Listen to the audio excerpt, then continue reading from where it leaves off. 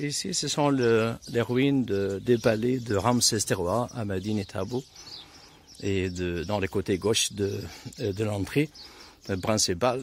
Et ce sont les ruines des palais les mieux conservés en Égypte. Vous savez que chez les anciens Égyptiens, la seconde vie était plus importante que leur vie terrestre. Ils faisaient les endroits utilisés pour faire la prière, pour les divinités en grès et en calcaire, un matériau résistant pour l'éternité. C'est la maison des dieux qui était plus importante que leur maison. Mais leur maison et même le palais de Pharaon étaient construits en briques creux.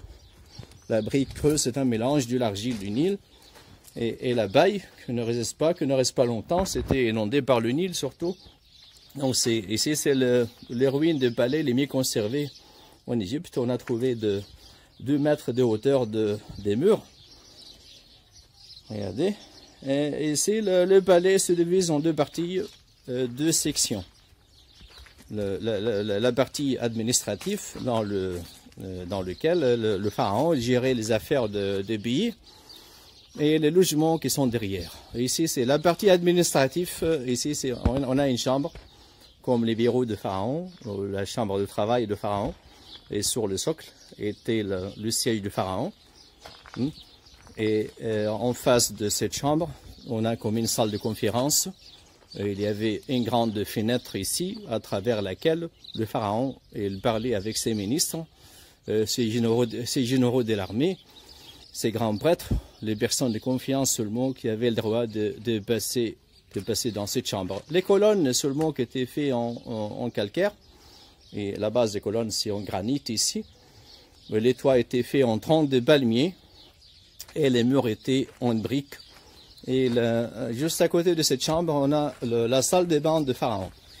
C'était une salle de bain et une toilette en même temps, où le Pharaon prenait sa douche.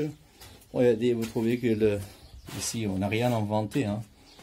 C'est à la turque, la salle de bain en Égypte. Dans le monde, il y a une centaine d'années passées, était comme ça. Hein. Beaucoup de salles de bain dans le monde, des toilettes dans le monde étaient comme ça, à la turque. Donc, on n'a rien inventé. Et on sort de cette section.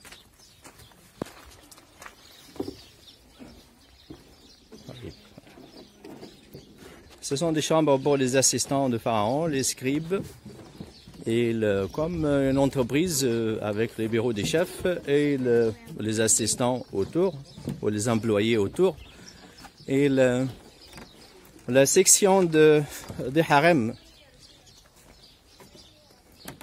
sont des chambres pour les assistants de Pharaon, toujours. Et ici, c'est des scènes qui se répètent partout, les rois massacrant les ennemis. Le roi massacrant les ennemis. Et ici, c'est la section de harem, le harem de Pharaon, dans lequel était la femme principale, toutes les femmes principales et les concubines. Et une seule femme qui était la chef de harem, une seule femme qui avait son siège. Ici, c'est sur le socle, était le siège de la première épouse royale, qui était un titre donné à une femme qui devenait la chef de harem. Et cette femme aussi est la seule qui avait le droit de s'asseoir sur le trône à côté du pharaon pendant les grandes cérémonies. On a aussi une salle de bain pour les